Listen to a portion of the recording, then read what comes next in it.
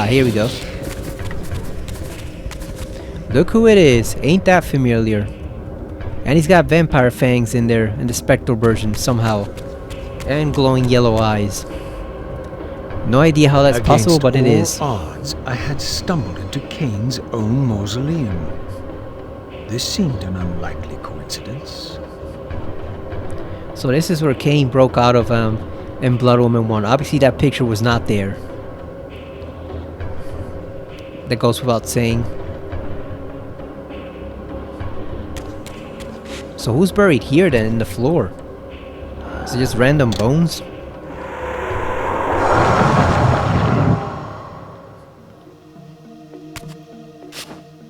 Yep, there he is. The pride of Korhagen. Kain in all his glory. Hello everyone. We are back with Legacy of Kain Defiance. I needed a break from Resident Evil.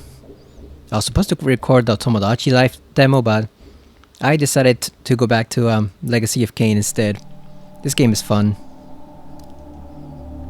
So, last time we left off, we were at the Ancient Citadel here with Raziel, where we have to discover one of the Reaper Forges.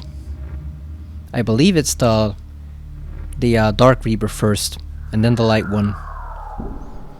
So a funny thing, I noticed about the Keep Your Head trophy that the image is actually that of Vorador's head, after it's been chopped off by Mobius in Blood Omen 1. Also, the Closing In trophy was for killing 10 of the Seraphin archers hidden inside those little cabinets in the fortress.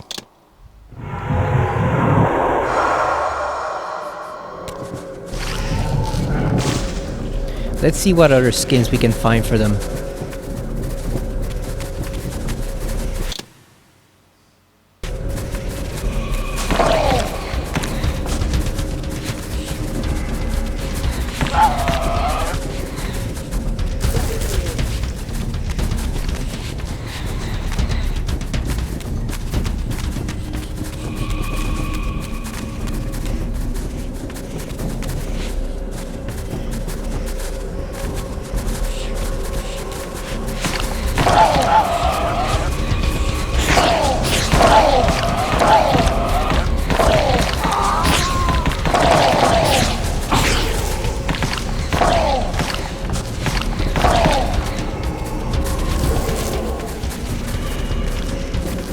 Whoa, this one is bright.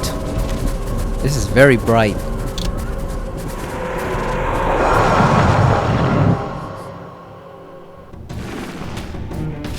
Oh, and we got more revenants. How many bodies are buried in here for them to be able to do this? Like, are they just bodies buried all across the fortress? Like, is this fortress really just in one giant cemetery, pretty much?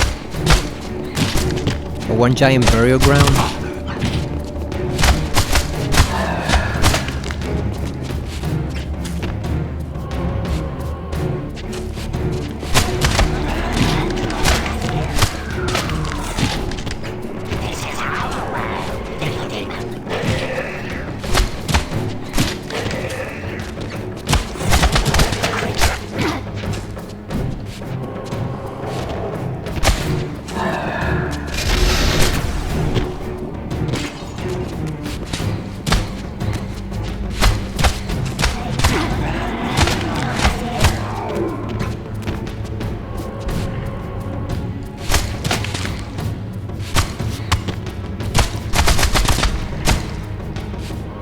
There we go.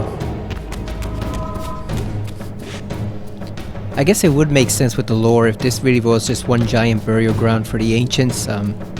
It's still kind of weird that they just have bodies popping up all over the floor. I think we're gonna switch over to our Raziel, to the old Raziel for now. Or rather the new Raziel.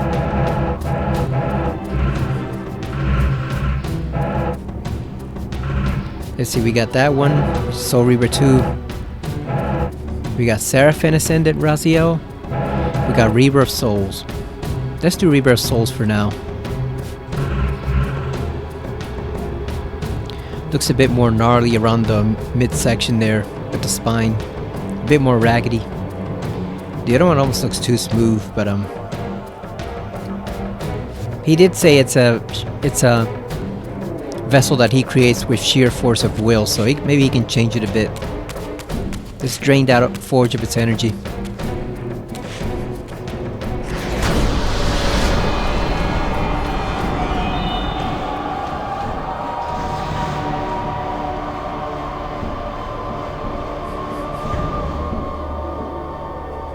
At last it was done.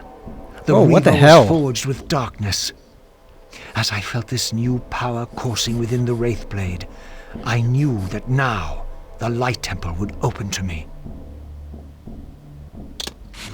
Why is that grabbing him? So these Reaver enhancements are permanent, unlike the one in Soul Reaver 2. It's funny that they would build those massive temples for those that weren't permanent, but then the ones here with that simple little fountain right there would actually be the permanent ones.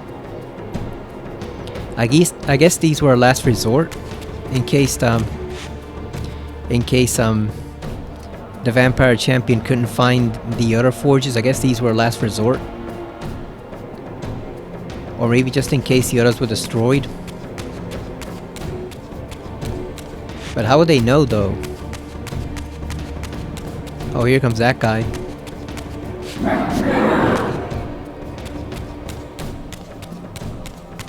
I do wish they had gone a bit more into the backstory behind these forges and how some of them were built.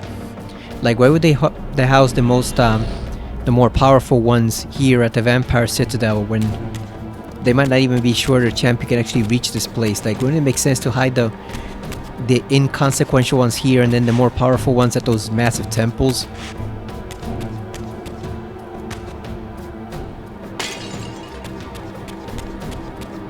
At least it makes sense to me.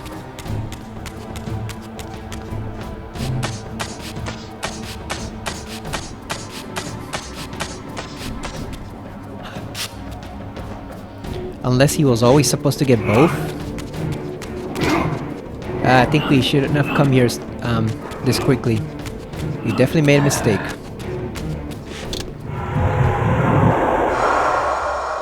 I think we have to power down the other 2 energy orbs down below.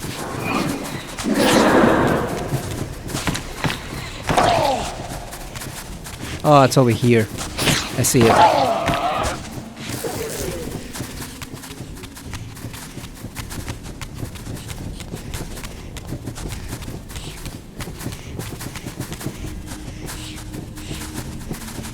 It's over there. I guess nothing we can reach so far.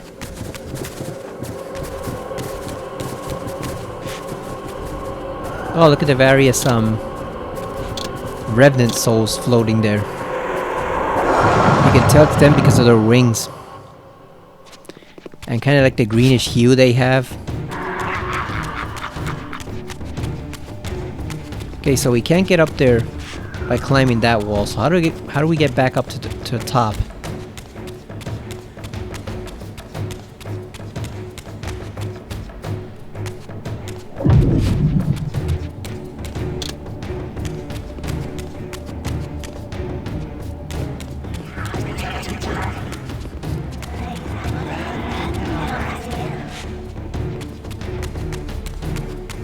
Yeah, so we need to get up top so we can turn off 2 of the orbs, but how do we do it?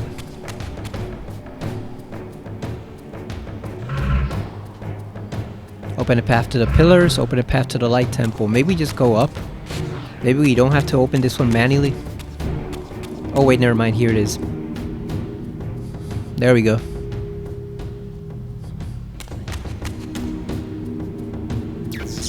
There we go. The path is open.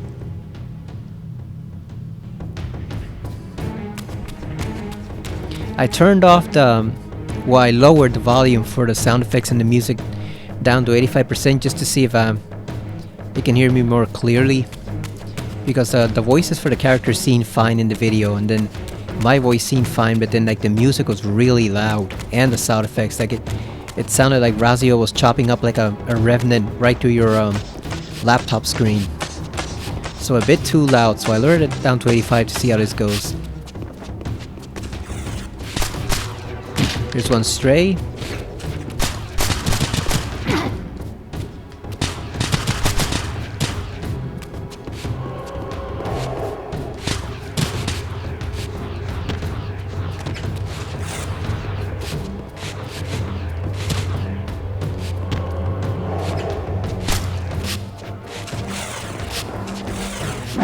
Look at all these ghosts.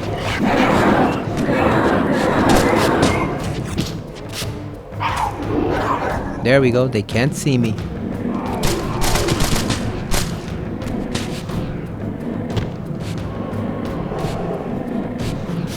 Not even the spirits. There's actually a trophy for using this in a boss fight later on. I'll mention it when we get to it. And if you want to turn it off, just switch over to this one. Oh, what happened to his previous skin? Oh, I see, because never mind, because we activated the old graphics. This is how it looked like on the PS2 days.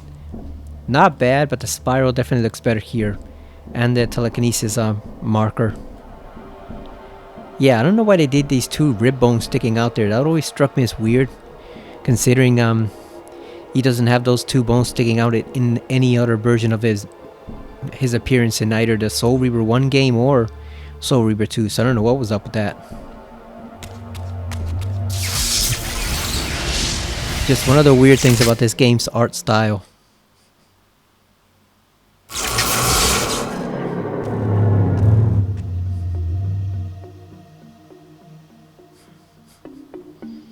There we go, and now we can use that to blind the sentries.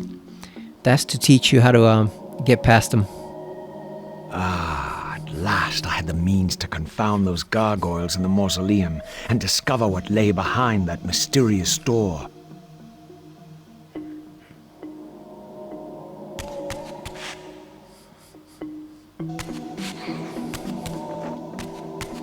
Man, Michael Bell sounds old in the Ascendance minigame, or 2D game, whatever.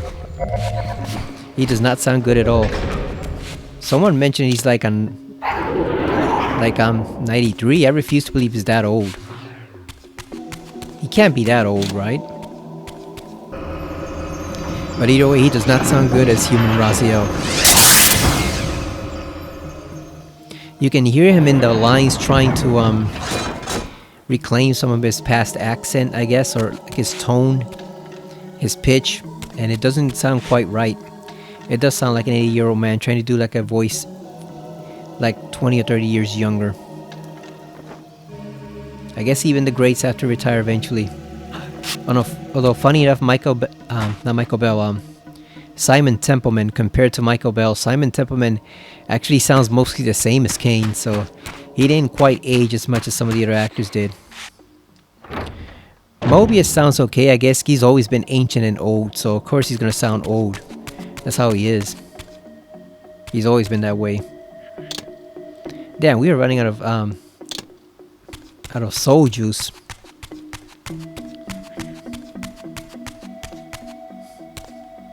Ah, good thing we have some here.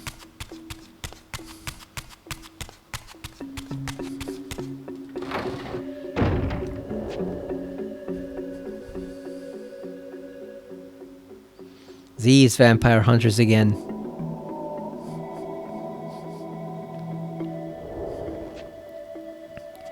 So the Masters started today, or yesterday rather. Not quite the results I expected.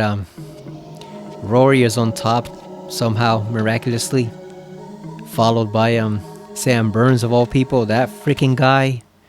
Then we have a little further down Justin Rose, Patrick Reed. So some of the usual standbys, but Rom and Bryson did terrible, as did pretty much about half of all the PGA stars they put in there. They all got their asses pretty much whooped by Augusta National, so wondering how that's going to turn out. Hopefully we still make a lot of money from it, but it's not off to the start I envisioned.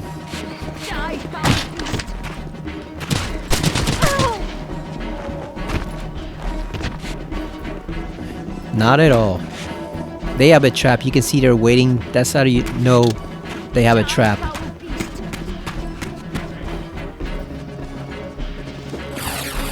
Yep, there she is.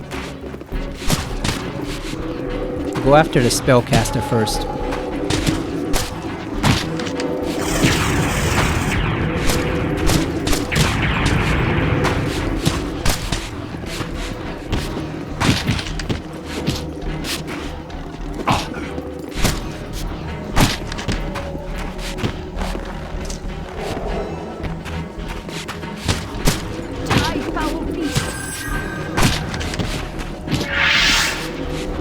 She can teleport too.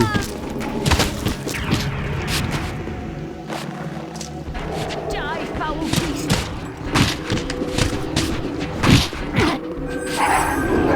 There we go.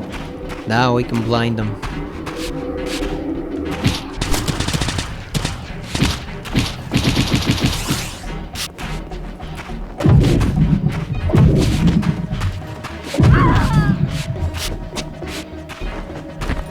Grab her soul. See, they can't see with this. Hey, look at that slice of life. What did we earn? I guess we devoured a certain number of souls. So yeah, if you're having trouble with these guys, just use the Dark Reaver to blind them like that. They can't do anything to you.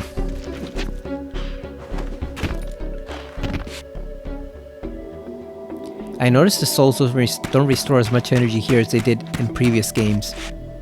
They had to make it more difficult for you somehow. Yeah, so if you're struggling against these or like the giant vampire hunters that you'll see later on, just use the Dark Reaver to blind them, and you can get easily a bunch of free hits on them because they can't see you, and neither can any of the other enemies. I don't think even the demons can see you.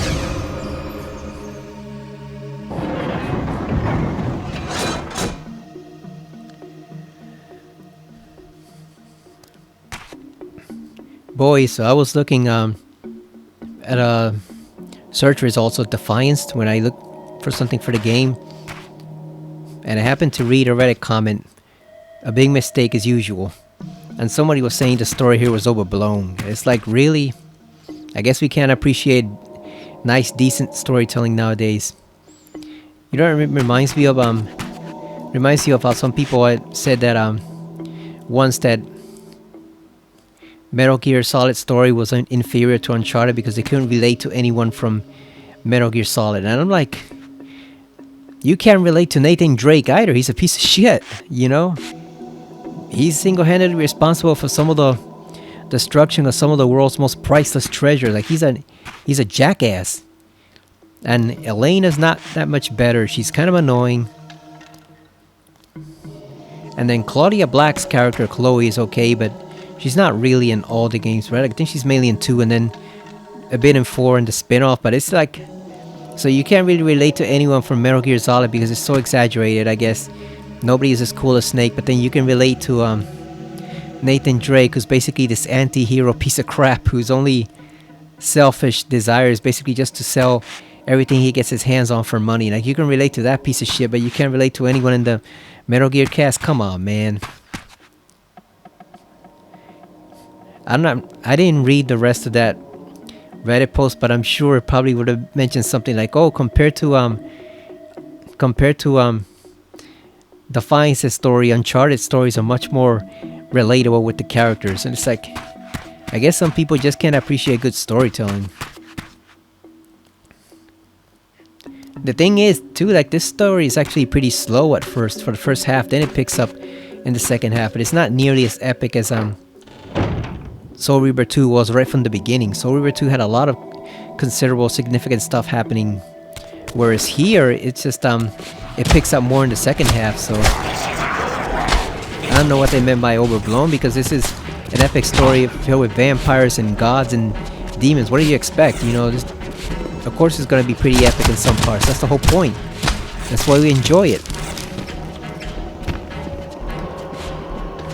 Like, I find this story much more interesting and fascinating than something like God of War. I've never gotten into God of War story.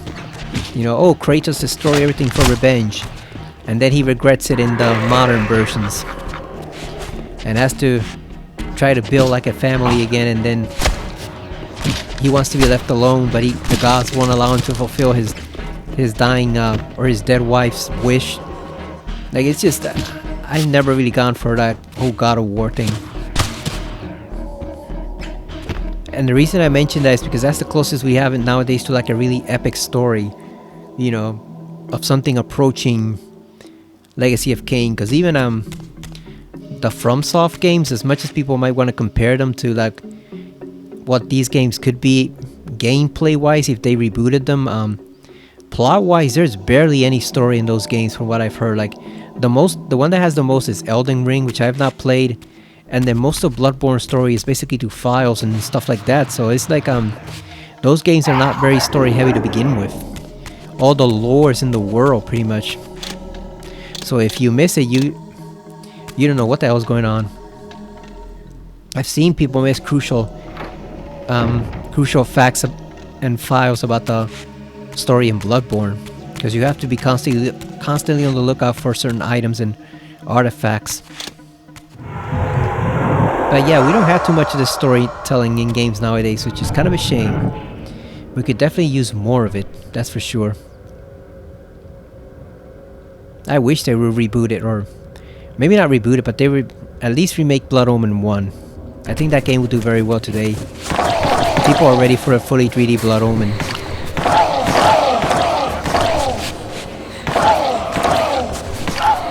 Back off, parasites. God damn. Like I said before, I have the theory that these guys are basically like the demon equivalent of the Elder Gods' minions. So they're here to consume souls, not just for their own sake, but also to feel something in the demon realm. I don't know what that something is.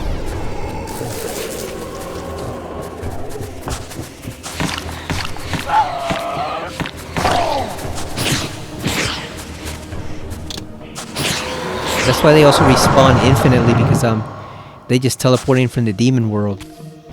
I mean, they already look like demons, right? So I think it makes sense. Because like I said, they mentioned that for the story in Dark Prophecy, Kain would have found out that there were more powerful demons. There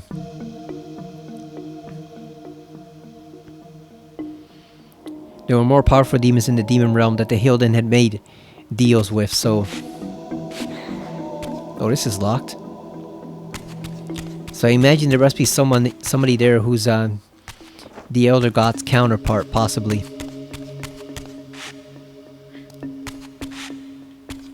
Okay, we need to retrieve a crest to put in there.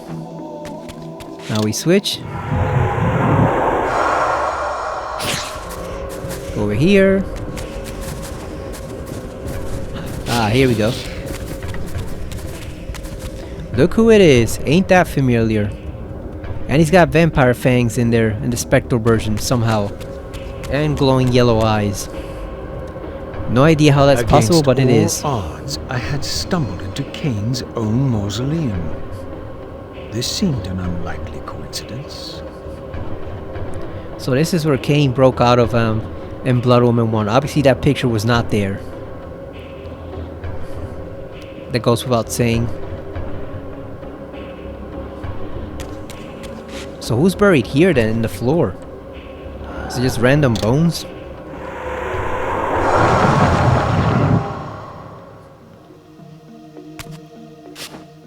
Yep, there he is. The pride of Korhagen. Kain in all his glory. Kain's family crest. This heavy crest I found in Kain's mausoleum is gilded with his family heraldry. Perhaps it might afford me a way deeper into this long abandoned cemetery. Get out of here, fools. We're admiring our master there. And his gorgeous human form.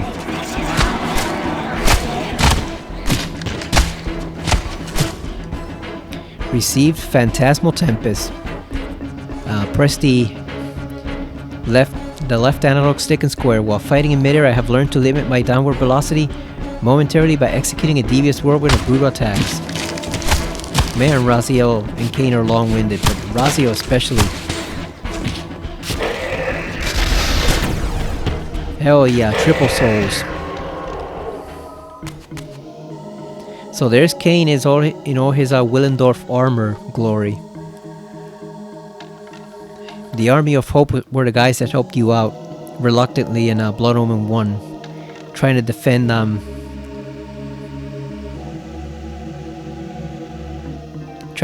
the land from the legions of the Nemesis, and they failed, obviously.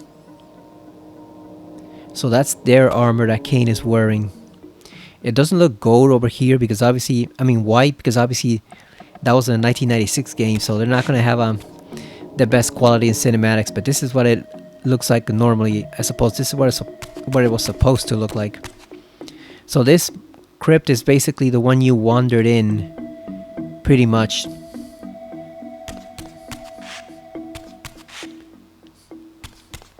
You know, in Blood Omen 1.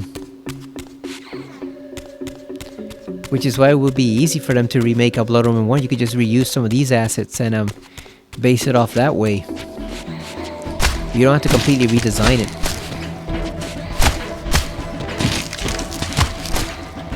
Just have some doors remain closed because Raziel can't open them. That would be an easy solution. I mean, Kain.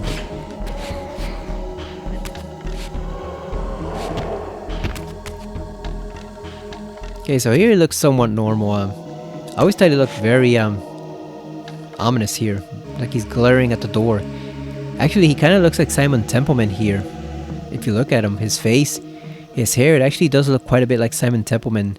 Obviously here they changed it more to be like you can see here more he looks like the Elder Kain with the long hair. But this one actually looked like a bit like Simon back in the day. And I'm not the only one who actually noticed that. Also, the sky's different. Here it's green. Over here it's kind of like orange. I wonder what the reason was for that.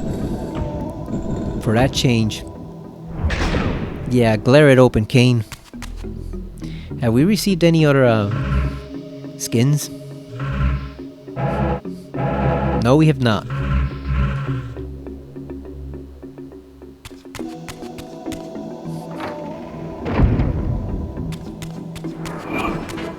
Oh, we got ghosties.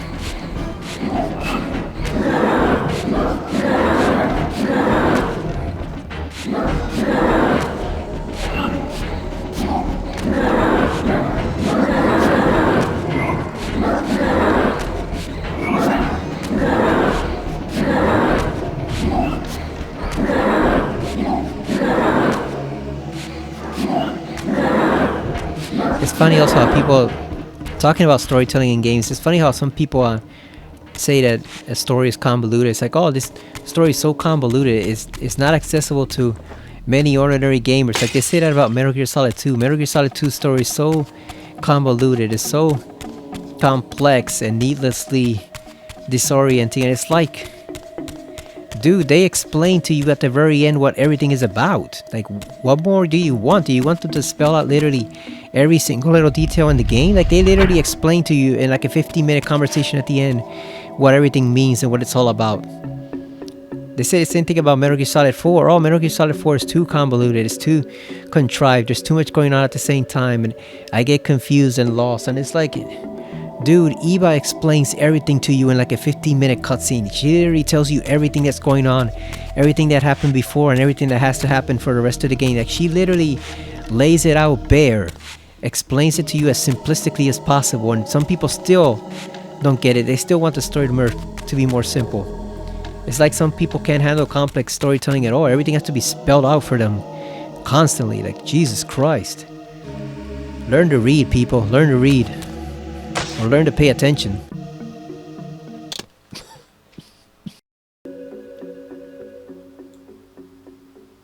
Sorry about that, everyone. Had a bit of a coughing fit and had to switch off the microphone. I was eating some peanuts earlier and they were a bit too salty. And on top of that, I guess I was getting worked up over that whole storytelling rant I was going on about. And I also had a sudden fit of allergies, so a triple threat. But I'm okay now. I went ahead and got a glass of water, so... Okay, so we have to fly over there, I think. Oh wait, we don't have to fly over there. We pushed the pillar. You think we can make it anyway? Can we make it over there, even though we don't have to go that way? Oh yeah, he can. Look at that, we cheated the game. Nice. We didn't even have to move that stupid pillar. Because I think what you do normally is you pull it over to the middle portion there. You have it right across the stone structures. And then you simply jump over here, but if you're skilled enough, you can actually make the jump yourself. Look at that, that actually... I'm gonna take a photo of that. That's actually a pretty nice looking snapshot. What about this one?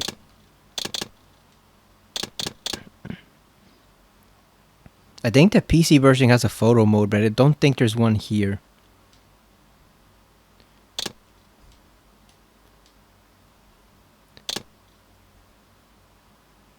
What's this? Oh, okay, so you can have... Look at that, you can have the... You can actually have the classic lighting with the remastered graphics, or the remastered lighting with the classic graphics. That's pretty cool. I want to see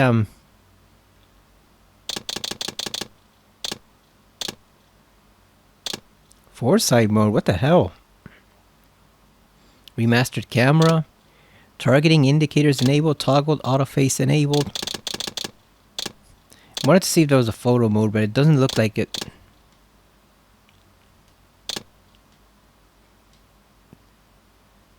Yeah, it doesn't look like there's anything.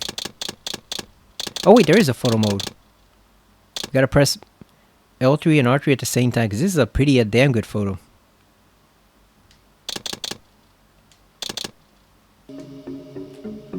There we go. Perfect.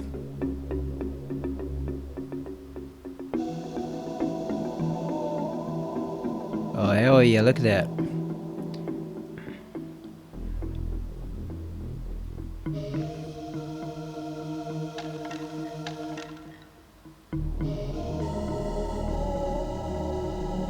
Okay, so weapon off, weapon trails off.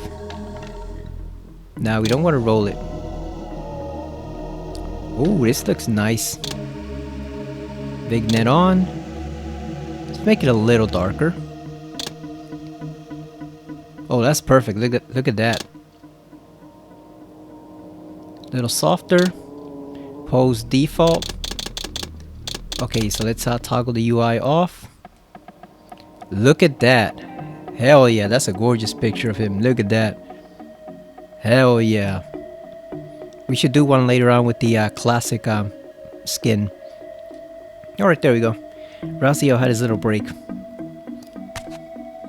He can sense the gods are admiring him for a moment.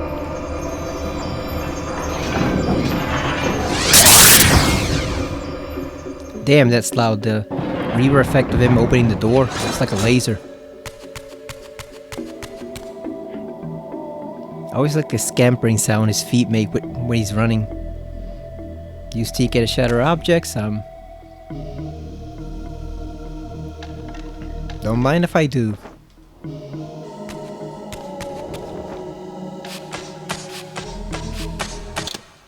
One thing you'll notice, I made a separate save just in case the recording gets ruined for this one. I can go back and redo it, just in case. Because I've had that happen a couple times. There were some glitches in Soul Reaver 2, and also I've had that happen with Resident Evil, where I had to go back and redo certain cutscenes, certain recordings. Faceted orb. The surface of the small crystalline orb is covered in geometric arching of perfect interlocking facets. The orb itself occasionally pulls in and catches the surrounding light, causing it to faintly glow as if yearning to be placed in direct sunlight. That's a lot of words to be saying it glows a lot. So we place it in here. Now we just aim the TK. There you go. Raziel can't lift a lot of stuff with his TK yet, but he can definitely break objects and shatter barriers. Again, I experienced that odd sense of displacement as I was transported to the vampire ruin once more. But this chamber was different than the first.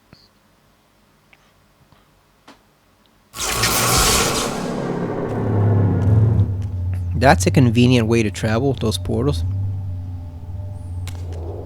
In their defeat, The vampire's enemy retaliated with a terrible curse, afflicting the vampires with a bloodthirst that turned their once noble race into ravenous predators. This curse plunged the vampires into despair and apparently drove many to madness and self-annihilation. What was it that so devastated them that they were driven to suicide?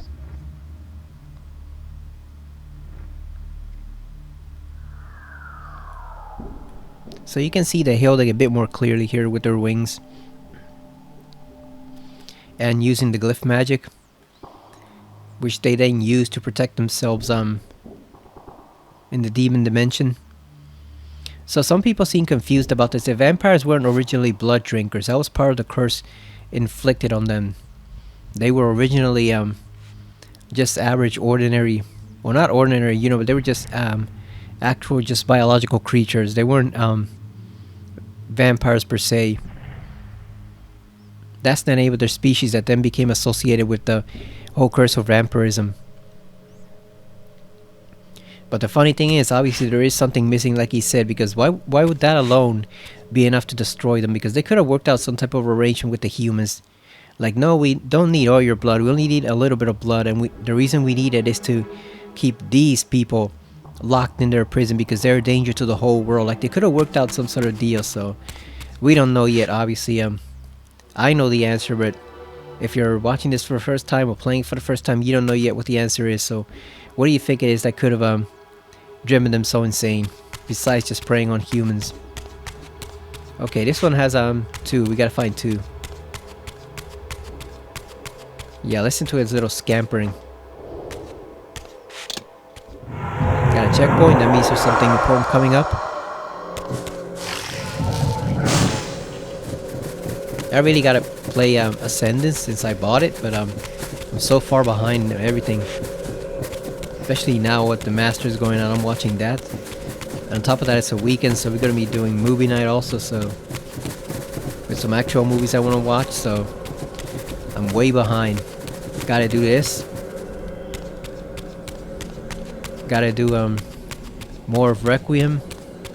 I never even got to Metal Gear Solid Delta because I haven't even played Metal Gear Solid 2 and 3 yet on the remasters. I still need to do that. Let's summon a soul if there is one. God, it's so blue. Back off, fools. The bad thing is, obviously in the Spectral Realm, you cannot use the elemental powers. You can only use the plain old Reaver.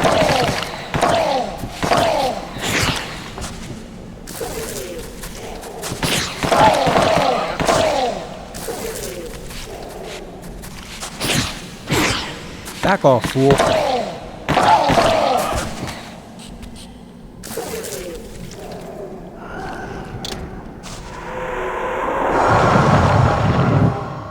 See another mysterious corpse in the floor.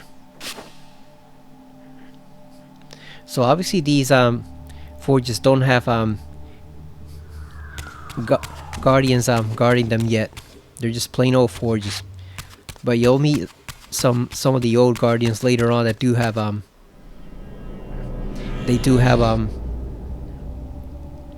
spectral guardians watching over them, and you need to defeat them in order to forge the Reaver.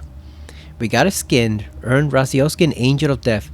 The Elder offered me a solution to my sorry existence. If I was stalked the material plane, slaying my former brethren, then I would have the chance to avenge myself against Kain. How could Worm refuse such an offer? How about you tell him no, Raziel? Because this suspicious, shady octopus lurking under the sea is not exactly the type of trustworthy friend you want. You know, just tell him no, I'll go my own way. Especially since I don't actually seem to need you. But let's see what this one is. So that's Angel of Death. I know this one is on his own old shifter outfit. Angel of Death. Let's see what this one is. Is this just you know, shabby looking Raziel from Soul Reaver 1? Let's see. Oh, what the hell is this? Also, that's one of his that is one of his original concept arts. Not gonna lie, that kind of looks like crap. Just a little bit, just a tad. And that thing on his chest, the red hole there, that looks like freaking Mr. Freeze from Arkham City when he had the container nitrogen implanting in his chest. That's what he looks like, Mr. Freeze. Raziel Freeze. Oh, and he's barefoot too, and he doesn't have the claws. He has just plain old bare feet. Yeah, this I guess the facial features, what you can see of them look decent, and those tattoos are on his shins. But it looks like he's wearing bat socks. Almost looks like some type of zombie that rose up from the ground in like a Prince of Persia game or something. So yeah, this one is not for me. No thanks. I think we can do better than that, Raziel. That one is not for me. There's still... Oh, there's a ton of them, so we got a long way to go. Hopefully we'll find a better one.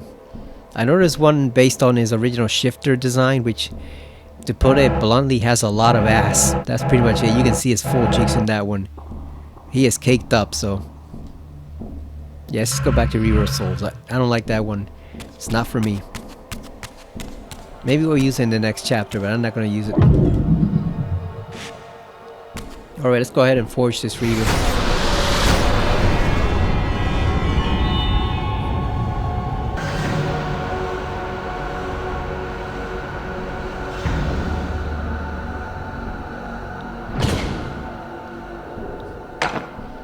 I gotta be careful not to erase this recording. The Reaver was forged with the power of light, and now my way was clear. I would seek out Ariel at the pillars and see if she could enlighten me. Look at him admiring that sword. Yeah, accidentally deleted a Resident Evil video and had to spend hours and hours last week researching its file location and trying to find it. In the end, I just kind of gave up and just what I did was I recorded a screen capture based off the video playing in VLC player, because that's the only way you can hear commentary, and then I just edited that, so it was a lost file. I couldn't recover it, but yeah, I gotta be careful not to accidentally erase this one. So I did label it part 3 _2. So people struggle against these guys. I'm gonna tell you, they're not really all that useful. All you gotta do is just you can use the TK against it. They are very vulnerable against the telekinesis. See, the TK actually does damage to them.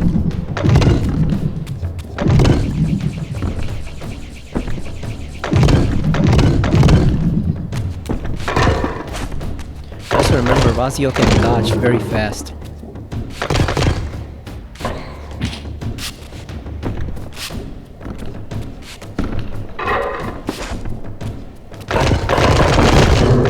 That move also does a ton of damage too.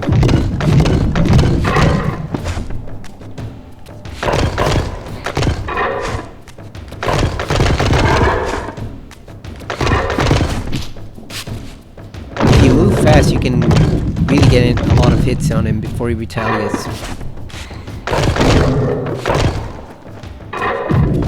Like, I've seen people having trouble with him. They're not that bad. All you gotta do is just keep pounding away at them with the Reaver and with the TK, and you'll see. Look at that, he's almost destroyed. You'll kill him in no time.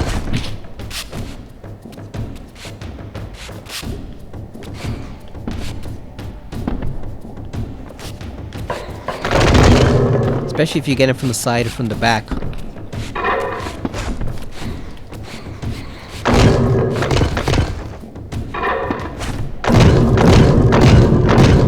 TK does affect them massively, so you can just keep blasting him with telekinesis and getting in sword hits in between with the Reaver, and he'll go down easily. That also works for the flaming ones that you find later on. Okay, so we got one more skin. We got that. Our work here is almost done.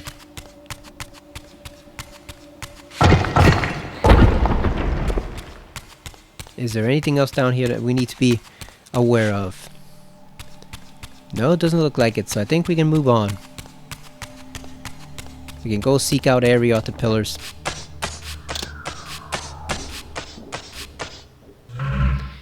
Let's hear him say the names of the different Reavers. Ornamental shield.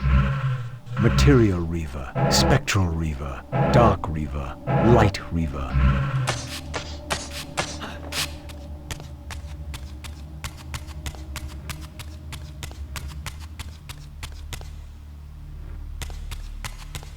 Alright, Raziel, we're out of here.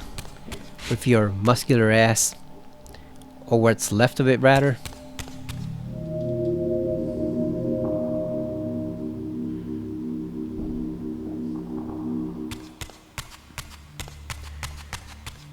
What else have I been playing lately? I went back and played the RE3 remake. I'm still in the middle of a playthrough. That game is bad, but it's an enjoyably bad game. Like it's you can tell it's subpar compared to other Resident Evil games. I'm sure it's better than the average random Resident Evil clone, but even though it's subpar, there is some fun to be found.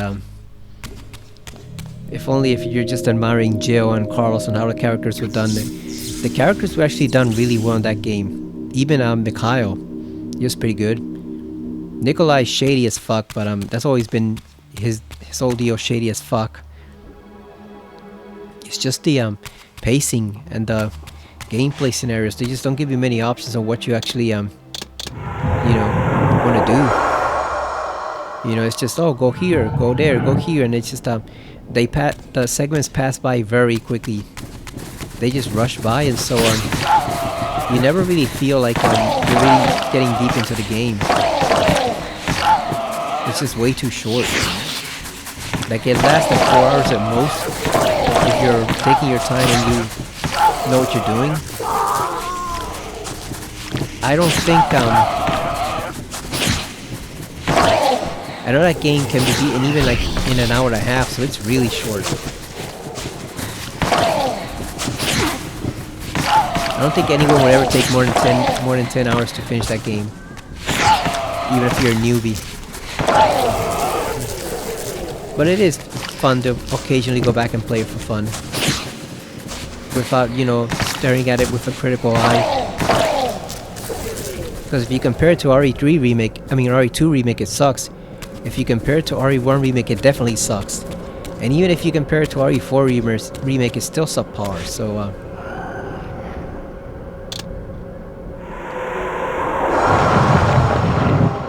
it is what it is, but I've still been playing it.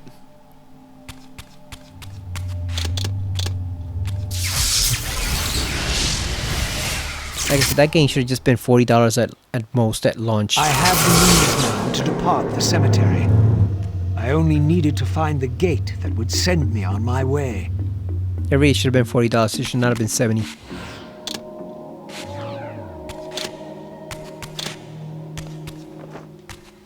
You like how the light reaver automatically lights up the environment? Oh, here come the ghosts.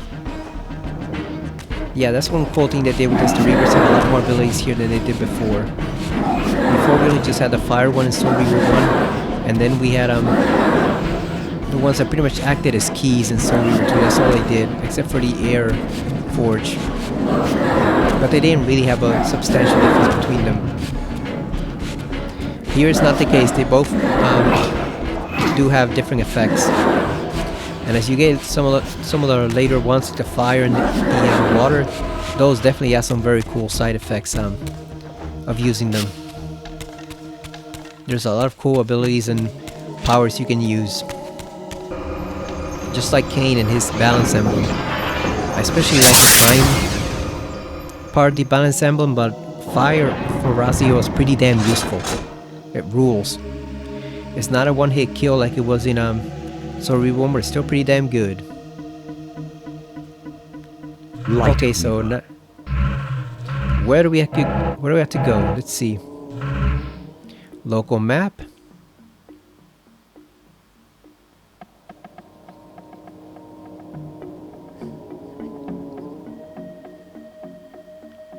So where's the we're here, right there in that little village. We have to go over here to the pillars. So we have to find our way up. Look at how cool the pillars look. Hey, look at they even put just for reference's sake, look at that in the corner, the left hand corner, you can see right there they even put freaking No, Raptors Retreat, even though it plays no role whatsoever in this game, they still added it in there. That's pretty nice.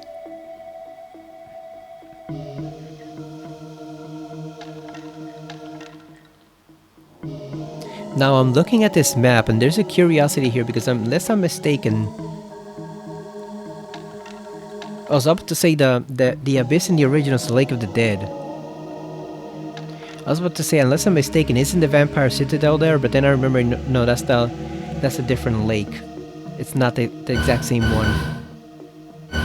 So the Citadel is not there. Yeah, that's the lake that has a sea serpent symbol in Blood Omen 1. So where would the Lost City be? Would it be that patch up there? You see it close to the mountains and snow. Would that be a Lost City, I guess? There you see a cathedral. We know what that place is. And look at how big the stronghold is. It's massive. Actually, it's not quite as massive as the cathedral. Even the cathedral is pretty damn huge. You see it there? Oh, and look at Vorador's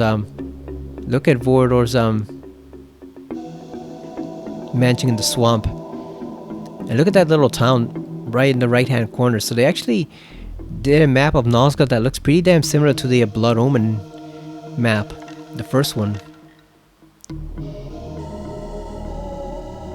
Yeah, where is the Lake of the Dead? I think it has to be that one in the upper middle section, right? The one with the island.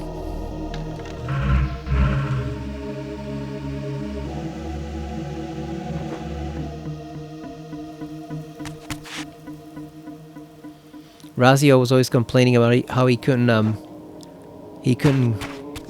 fly with his tattered wings, so now he can glide at least. Look at that, did they make this gold? So it's basically like a completely different time of the day here. Like here was almost like dusk or dawn. Probably a dusk. Here it's very different sky. I wonder why they changed it like that. It's not an upgrade, it's a complete texture change. Alright, let's get the hell out of here.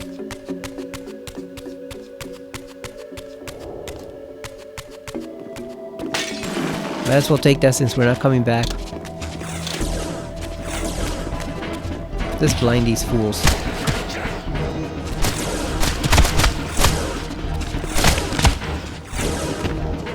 Oh damn, I did not mean to do that.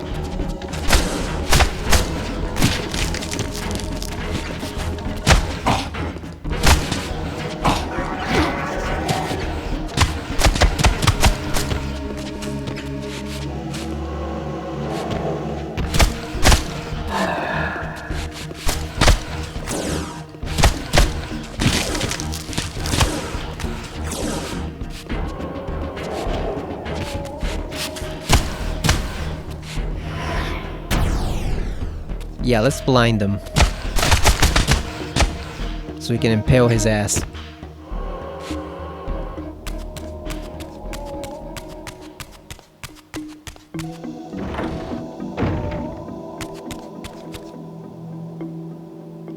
More vampire hunters. Nice. They're guarding the way to the pillars. So we gotta get rid of them. You like how the camera pans all the way down to show you where to go.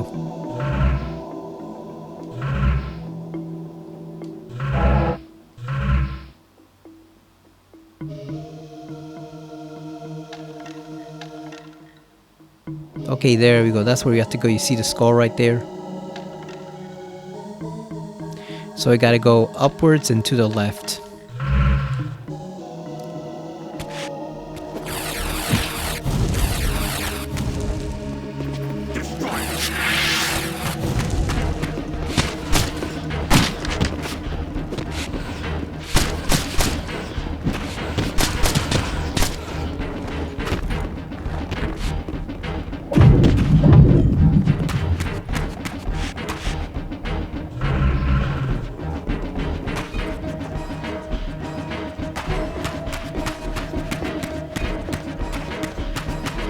That's a trap right there if you go down there and try to fight with them. I think they summon one of the big dudes. No, Kaya's music actually fits this area really well.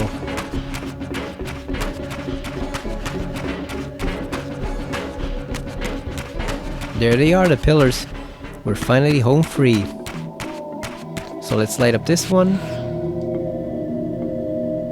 Okay. Let's do this one. At last, the There we gate go. yielded to the powers of light and darkness with which the Reaver had been forged. The way to the pillars was open.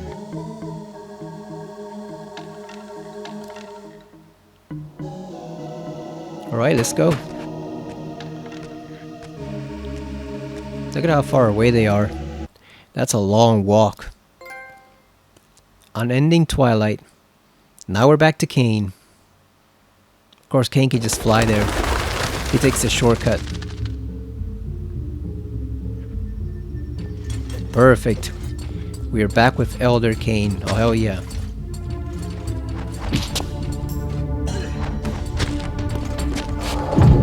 There you go. Let's throw him off the mountain.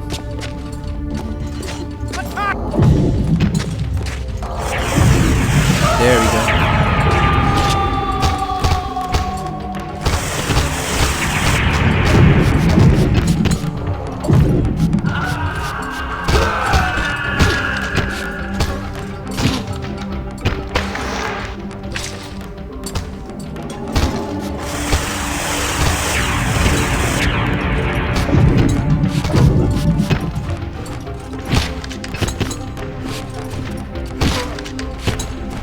Die, vampire!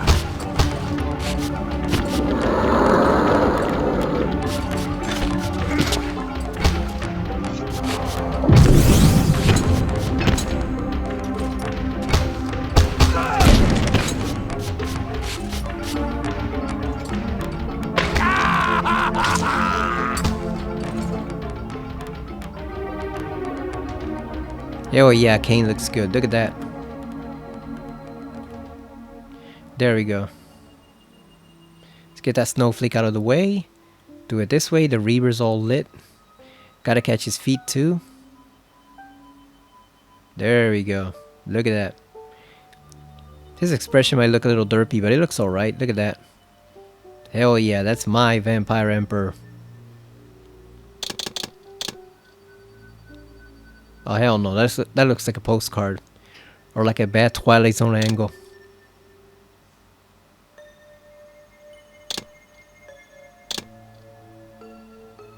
Let's do more vignette. More size. Softness. There we go, let's take another photo. Look at that. Right next to the bat vampire marker. Let's take a look at the skins again. So obviously we have that. That's our preferred skin. Fatalistic Emperor. I wonder what they made him look so different. They could have just kept this one. Soul Reaver X Kain because he's for 1 and 2. I like that Kain. Even like those things guarding his elbows, even those things look different. Fatalistic Emperor. His toe claws are slightly different too. Yeah, I don't know, I just like this one better for some reason. I don't know what it is about this. Maybe it's the fact that he's slimmer. You know, he looked more bulky over here. Maybe it's the fact that they made him lighter. He's lighter skinned Kain now. I don't know. I just I think it's the face. I think the facial features here. This one just doesn't look quite right. Whereas this one looks pretty damn good. Then we have his Imperial Ascendant Kain. That's when he was in between becoming a truly powerful immortal vampire. He was still a fledgling. So somewhere in between that. I guess it's cool how they made it seem like a sprite almost, since it is he is a sprite in the game. it is a 2D sprite game, but I don't like it that much. And then Petty Nobleman, it's a Human King in his Willendorf outfit. Yeah, so we got Fatalistic Emperor and Soul Reaver X Kain.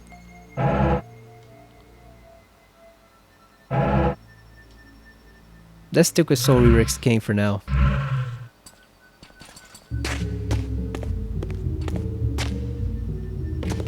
You'll notice the snow doesn't harm him.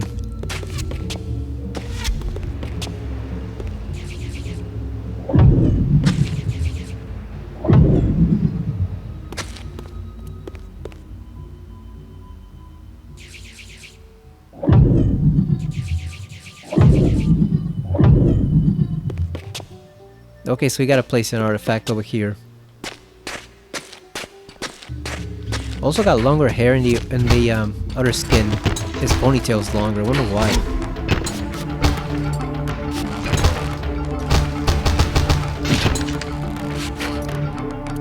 Oh, look at that, they're just ignoring him. How strange to see this place long before my birth.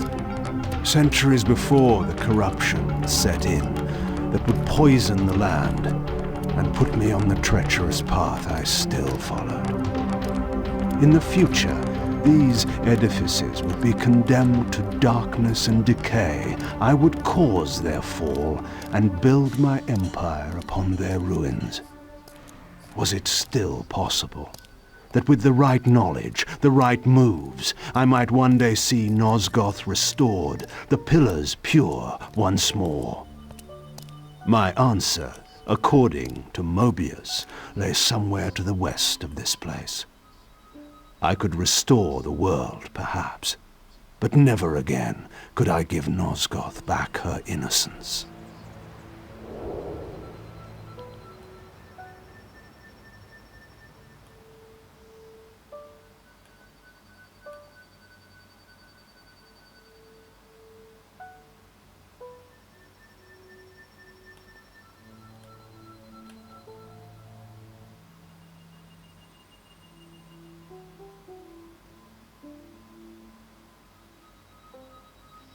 Yeah, I'm gonna mess around a lot with these photo settings. Look at that. Look at that photo.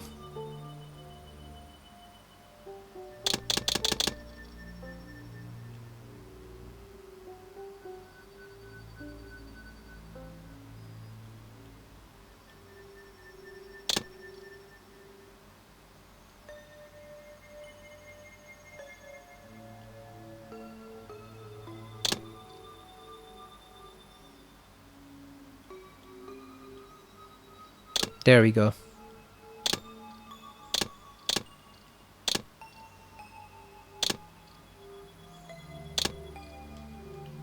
That's a good photo. Look at that.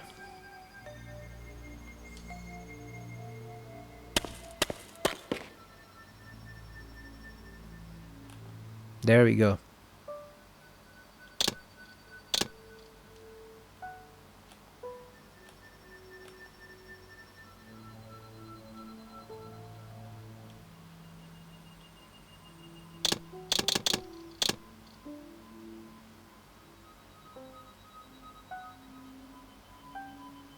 I like how you can back away with the point of view so that you don't capture the artifact on the camera, the snowflake.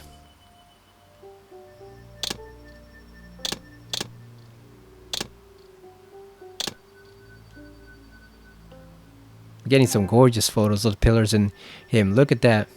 Yeah, they definitely should have kept this skin as the default, and the other one could have been the bonus one. I don't know why they did it this way, because this one is definitely much cooler and it looks a lot more like Kain that we're used to.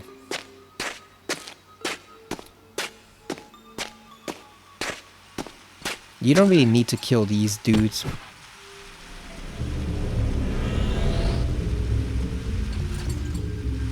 But it's fun to come back when we have the other piece of the balance emerald so you can see what it can do to those guys.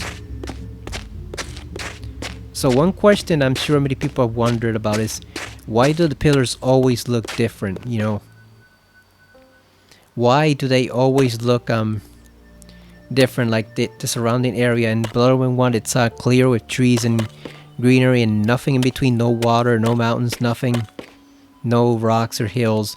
Then in Soul Reaver 2, it's just wilderness surrounding this. You know, there's no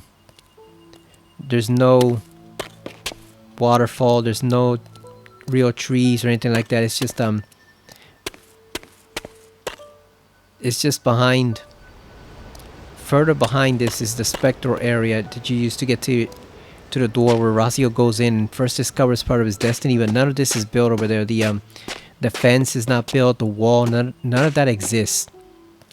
And obviously, it's just inconsistency from developer to developer. But I always make the assumption that basically each time they go back in time and do a paradox using the Reaver, something little changes. Like maybe it's not all of history, but something little changes. So with each time, the timeline gets a little bit more and more different. That's why you end up with certain sections looking nothing like they did originally, because something has gone wrong in the timeline. Like I said, I know it's just a developer error, but I always view it in game in terms of it being like each time they make a change to the timeline, something else changes in the timeline. I don't know what it is. You may not know what it is, but something changes with the scenery and the locations and stuff. Look at that, they stretch all the way up into the sky. Yeah, so basically I view these walls and gates and all this stuff as sort of like additions to the timeline that weren't there before, but they are now because everything changed. Okay, we still left those two guys alive. Oh no, these are different guys.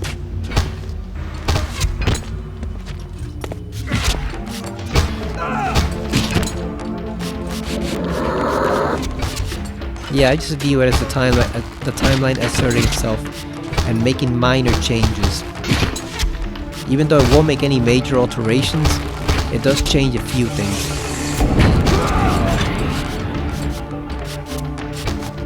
Oh, look at that, they start fighting each other.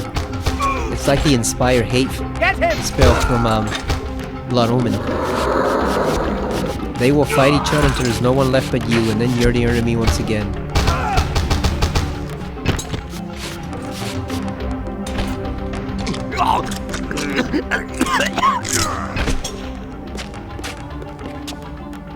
Okay, so we still don't have the proper piece to bring to this place. Yeah, that's just how I view it within terms of the game lore. Like, the world changes according to the Reaver paradox. So something, you know, it has like a little ripple effect and something goes wrong or changes with each incarnation. That's why nothing is ever really the same, because if they wanted to keep consistency, they should have just had it exactly like it was in Soul Reaver 2. No gates, no waterfall, nothing, just green, vast wilderness surrounding it. But they chose to go a different route. Like I said, I know it's just developer design, you know, it's artistic liberties with the design, with the creation, but creative differences. It's just creative differences between the teams, but I view it as being just a side effect of all the time altering that they're doing. It's just literally bleeding out over into the environment, and some things end up slightly different. So now we have this little fortress-like fence here that didn't exist before, but it's there now. And obviously we can't see anywhere where Raziel could have gone into that mountain, because there's no hill with the Spectral Reaver sign, you know, emblazoned on it. There's nothing to tell you to switch to Spectral, so we have no idea where or how he entered that temple from.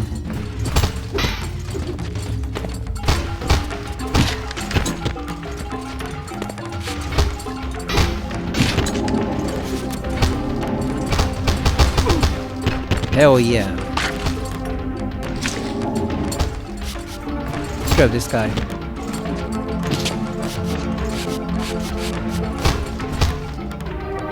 Received Infernal Sundering. Press the left analog stick and triangle. Upon slamming the serpentine blade of the Reaver into my adversary, the resulting force will blast their pathetic body into the very ground beneath.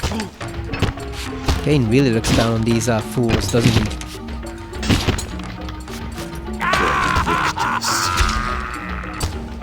Alright, let's cause them to kill each other. Here we go. Got all 3 of them. Oh, I got the 4th one too. Now you just stand back and watch. Watch them all brutalize each other. Look at that. Attack!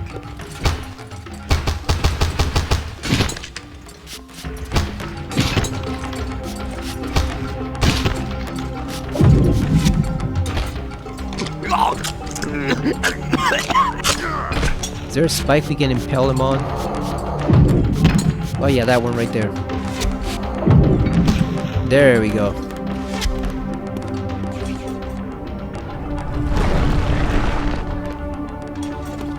Yeah, remember what Kain said about time travel, how it will flow around them, admitting only the slightest alterations. So it does admit slight alterations, and I think stuff like this little fortress wall and the waterfall and stuff like that, is stuff that can actually affect it.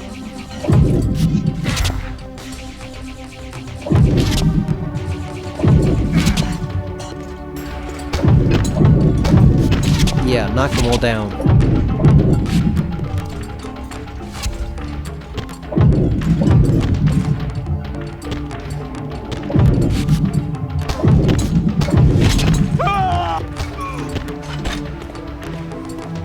Damn, he fell all this way.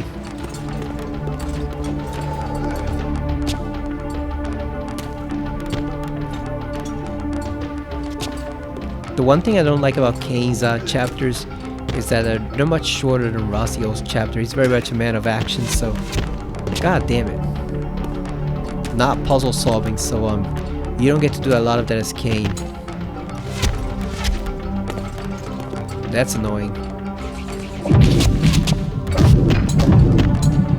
There we go, just push him back.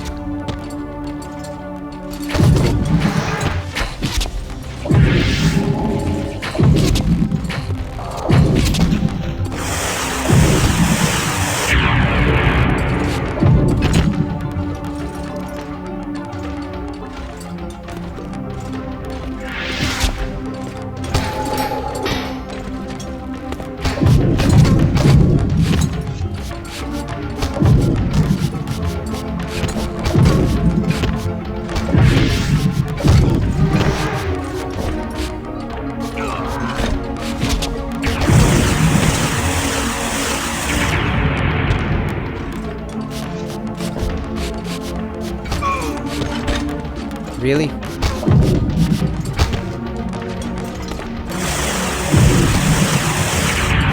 Alright, we only got one left. Just that guy.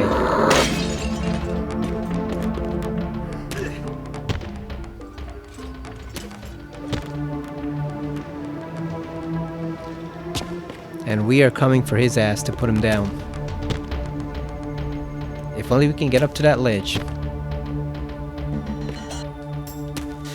Funny how Kain has to climb all this stuff instead of teleporting it.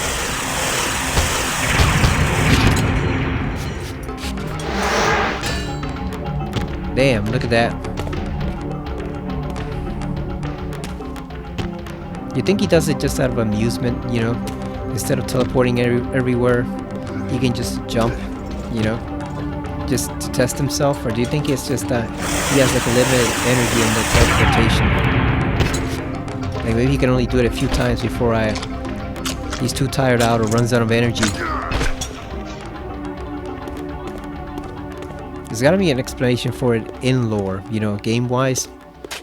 Why does he do stuff like that? Minute stuff that he ordinarily wouldn't have any need to do, like, you know, like climb walls and scale walls and climb ledges, but he could just teleport, you know.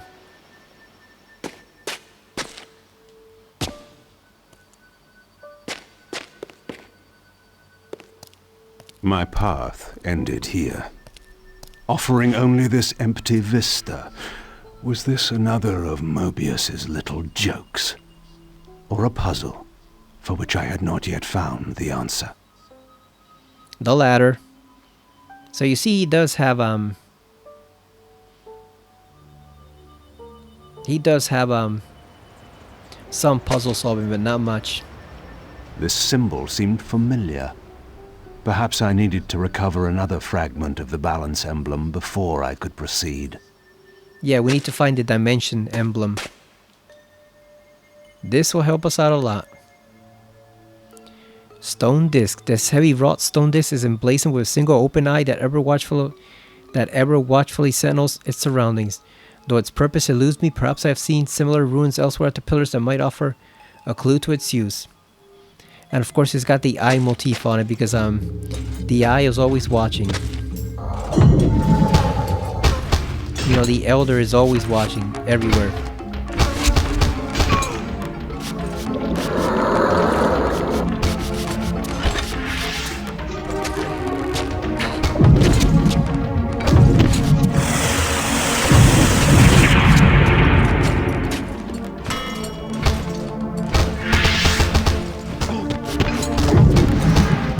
Yeah, this guy got wrecked.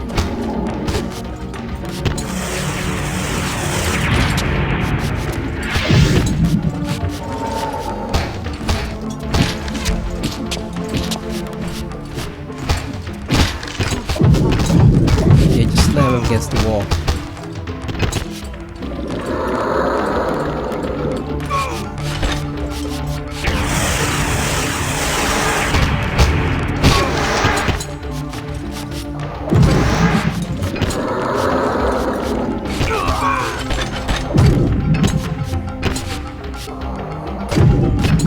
Damn, he can't get out of the tree. I wanted to throw him on the ice, but he just could not get out. So that's all of them dispatched for now.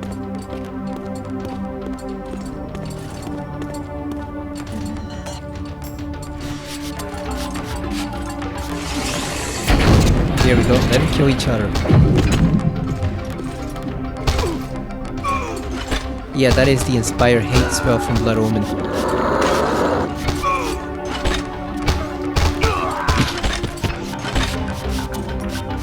Very useful in a pinch.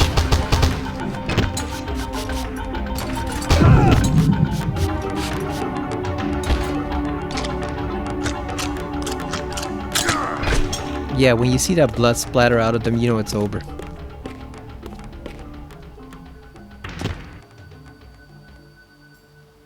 Okay, so the only thing bad about the skin, I don't know if this happens with the regular Kain skin or not. The Reaver does kind of clip through it. You see it right there?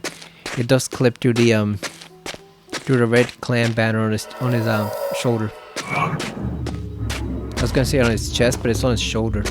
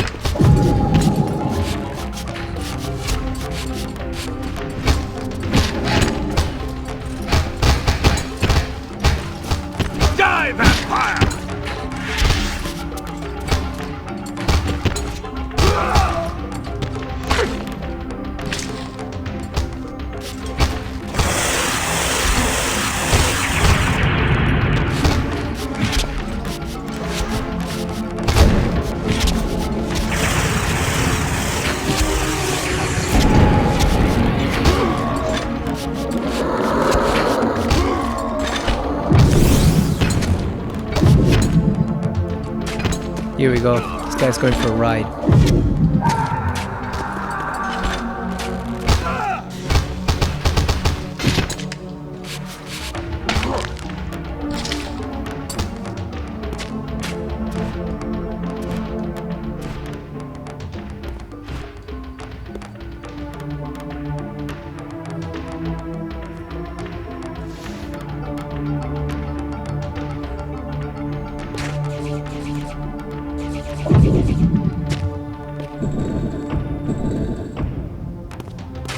There we go. The doorway is opened. And you do the same thing with this one to open it again. Once you come back.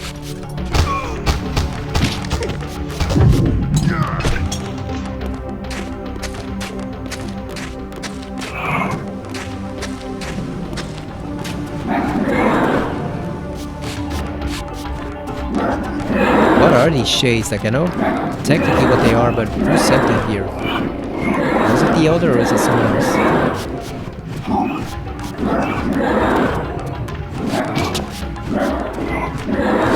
Also, how did they form into single entities by having them, you know, little bits of ghost matter that's accumulated from different people's souls? How do you get a whole creature from that?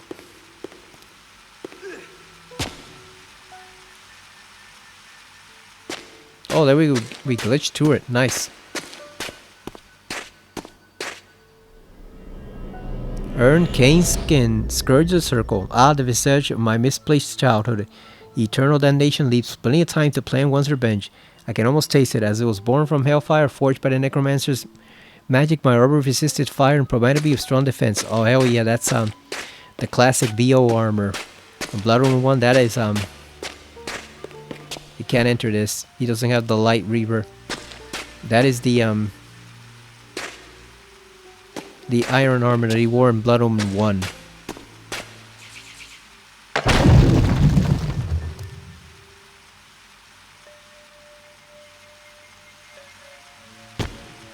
Let's grab this first.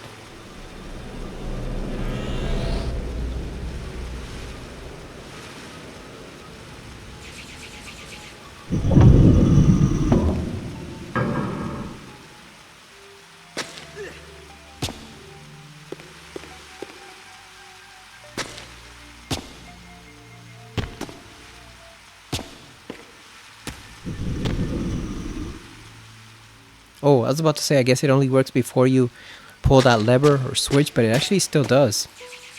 You can kind of glitch it up the wall.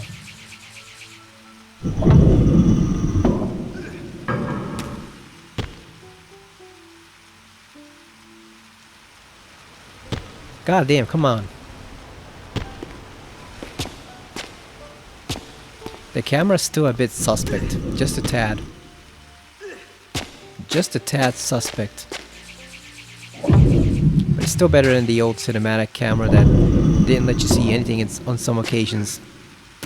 It gave the game a movie-like feel. It made for like good cinematics but bad gameplay. Another fragment of the balance emblem. This one endowed with the properties of dimension.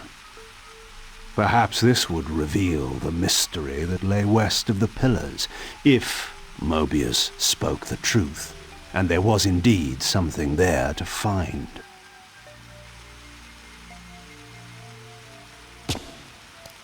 Alright, we got the dimension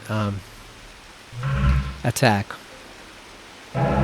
That's a cool one, not as cool as the lightning later on or time, but it's definitely a pretty useful one. Scourge of the Circle. This is Kain's Blood Omen iron armor. And his old face. Oh hell yeah, look at that, the armor looks cool. His face is kind of questionable. It doesn't really look like the either Blood Omen 2 Kain or original Kain from Blood Omen 1. It's kind of like a different mix of it. But yeah, this is his old pardon me.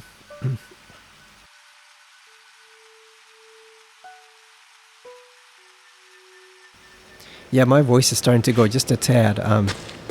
This is his old armor. It looks pretty cool. Like I said, I'm not sure about the face.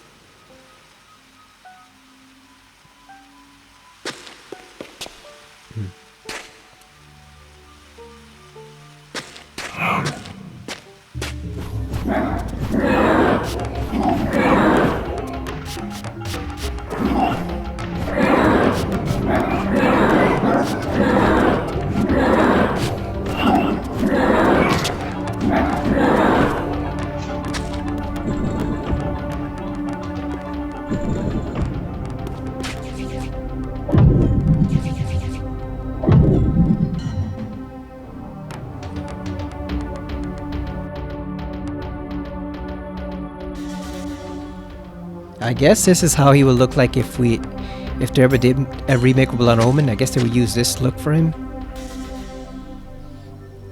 It's okay, I guess.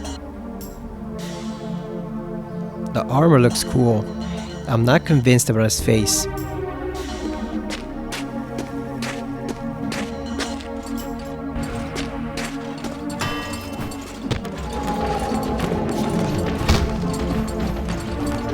Die, vampire!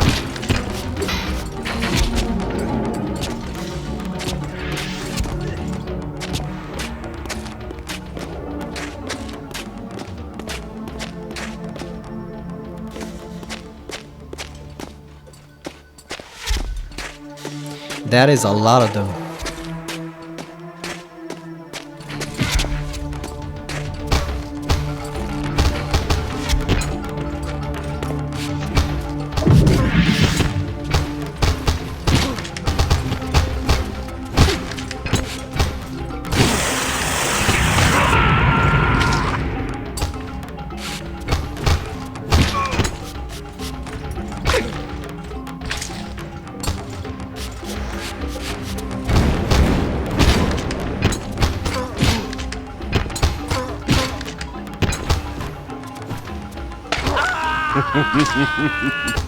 Now look at this attack right here. We're gonna teleport over there, momentarily kill them, and then teleport back. Look at that. Didn't kill all of them, but it took out 2 of them. This guy we can drown.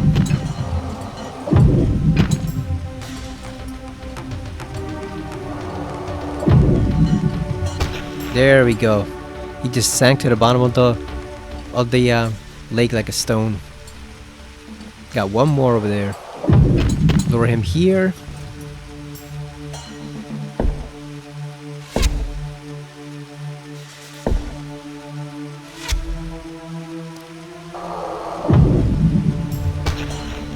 Another one. Bet you that'll float to the surface too. There's 2 more. I don't think we can reach them, can we?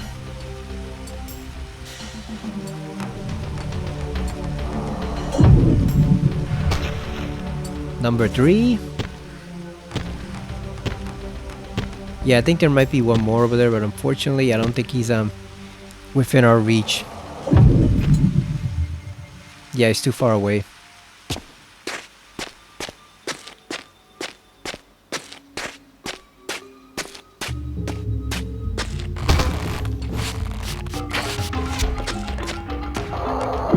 Let's bring these guys over here so we can actually fight them.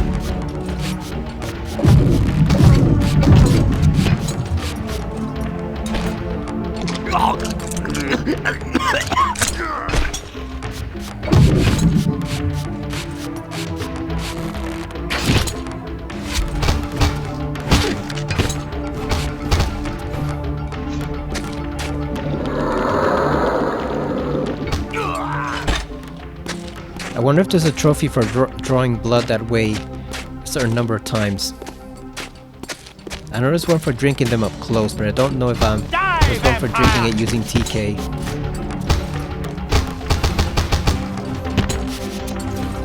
Die, vampire! They victors!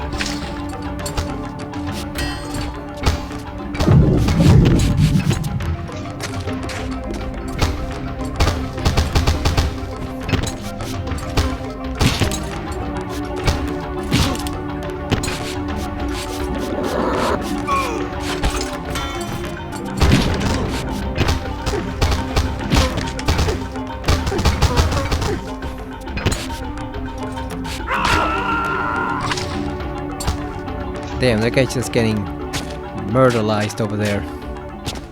There we go, let's take these guys.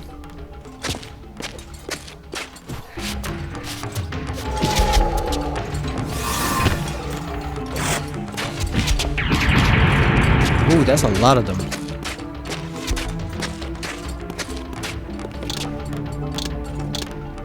Let's do the old-fashioned Reaver spell. We haven't done that one in a while.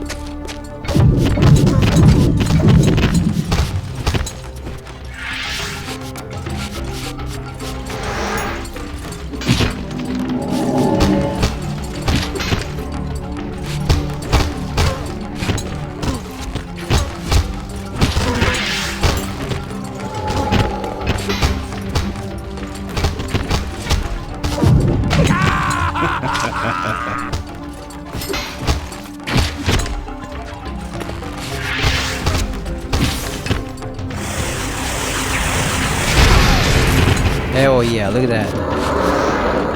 Grabbed all of them at once.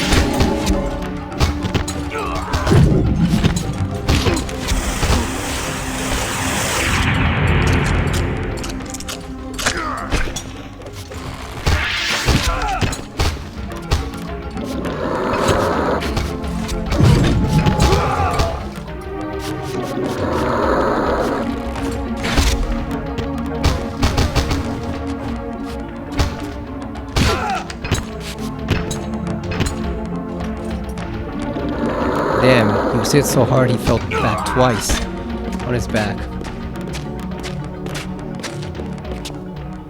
They really did do a good job of recreating the iron armor here from Blood Omen 1. Like I said, the only issue is his face. I'm not sure if I like this face or not, but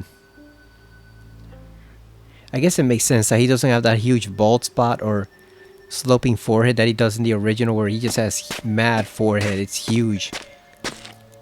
And it makes sense for them to be pale white like that, since I guess that's how all vampires start out, and then they develop more different coloration depending on each vampire, like Mordor will turn green. Raziel still look relatively human. Die, vampire!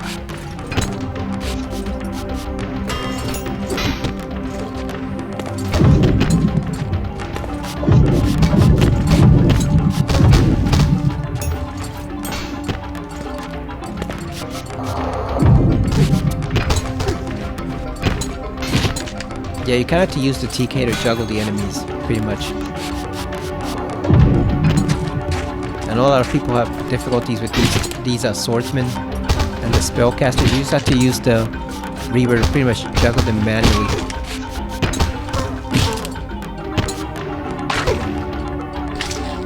I mean, use the TK to juggle them.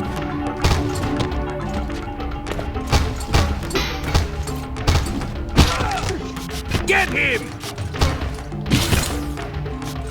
Victus.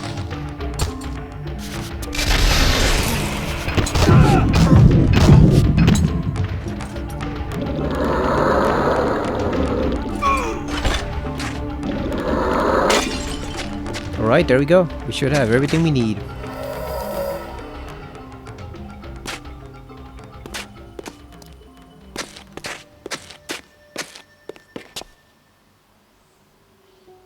Those are some nice ass boots too.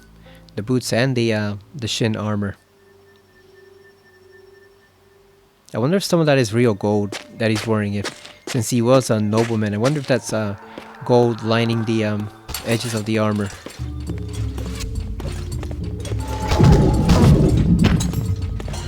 These guys are an easy solution. Just there you go, impale them. Let this one come to you. There you go. Victim number 2. Look at that. Look at that Olympic level throw. 10 out of 10 right there. Let's just push some of them off the ledge.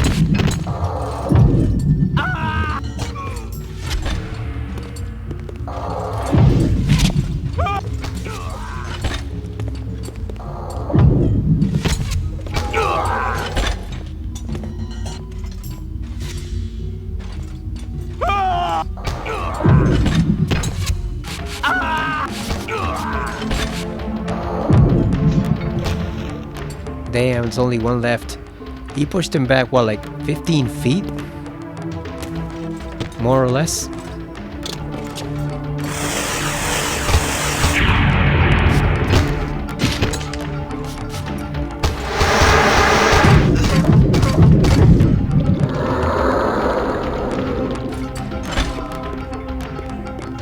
Alright, we're almost clear.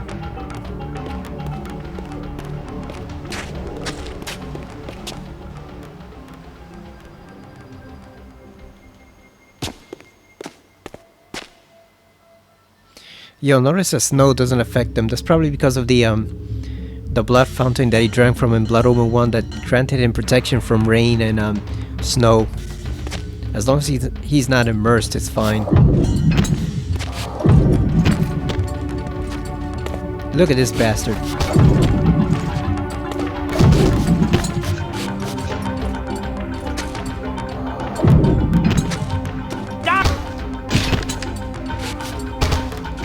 Attack!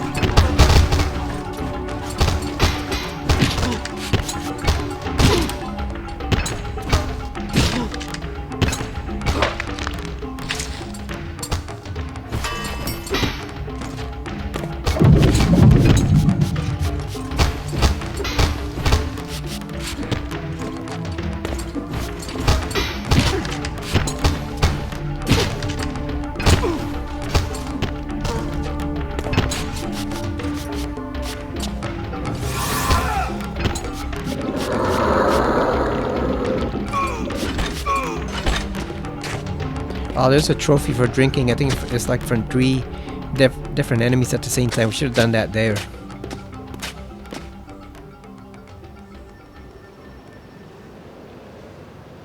Let's switch over to the regular Kain form. The Soul Reaver 2. There we go. Because we are heading towards the Vampire Citadel.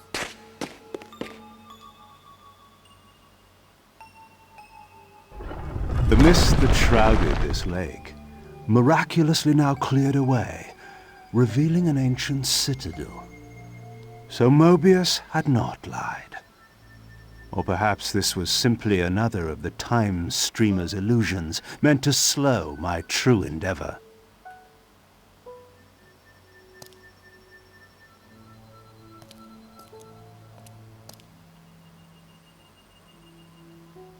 Alright, so let's do it from behind this time. Him facing the citadel. There we go. That's a bit too close in. We don't want that close.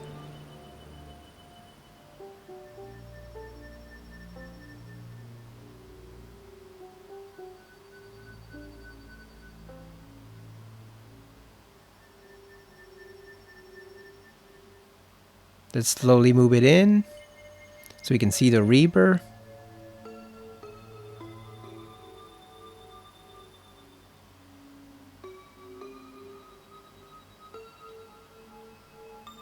There you go.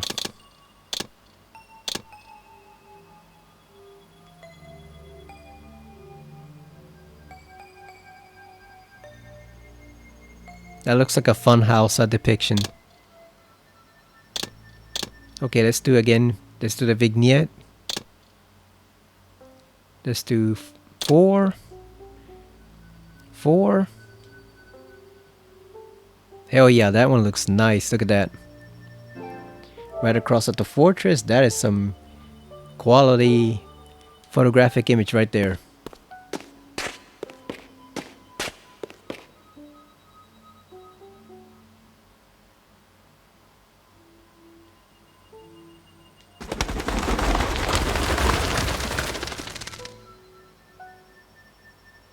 There we go. There's Kain's chapter.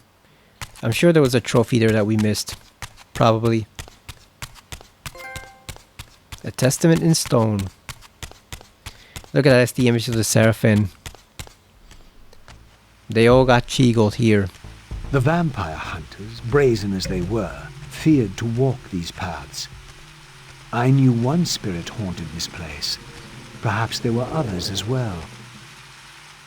Okay, that's nice, Raziel, but we're gonna stop right here. We're gonna save. We're gonna save in the new file that we made.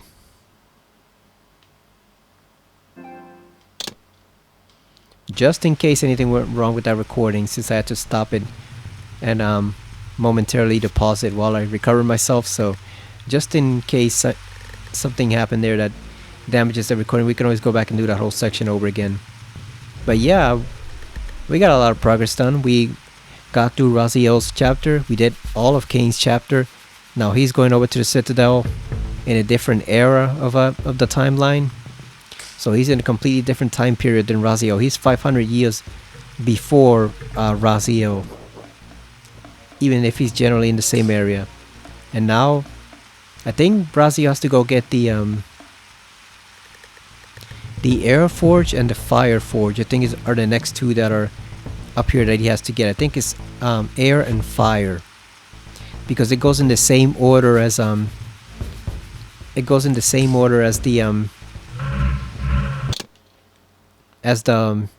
Reaper Forges did in Soul Reaper 2. So it was Dark, Light, Air, and Fire. So I think the next ones here are Air and Fire, and then eventually in the game we start getting to the new ones, which are Water and Earth. So yeah, I'm enjoying revisiting this game. Like I said, as long as you use all of the maneuvers at your disposal, all of the different powers, it's not a difficult game. I've seen people struggling with it because they don't use all the different skills and combat moves that you pick up. But if you use all of them, it's a pretty easy game in some respects. The only really challenging enemies are the giant vampire hunters, which we have not seen yet. We'll see them here once we step into that camp right there. One of them will spawn along with two other regular goons.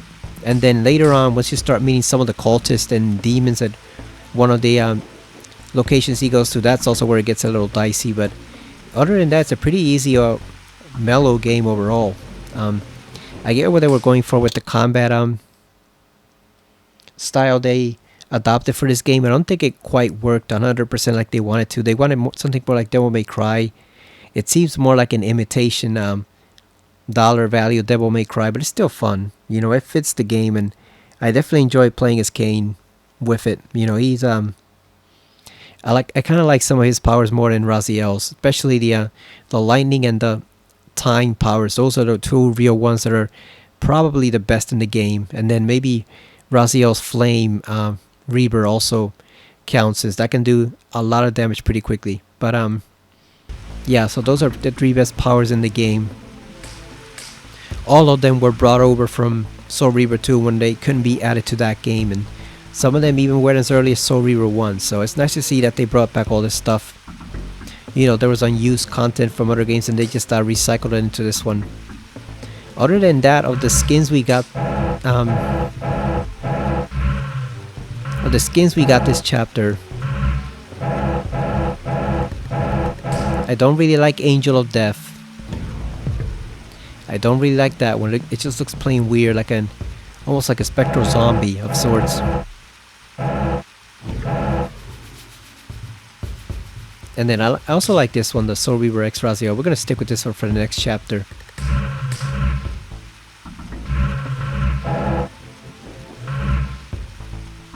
And then for Kain, I still definitely like this one the best. His Soul Reaper 2 enhanced version. I think that's probably the best he's ever looked.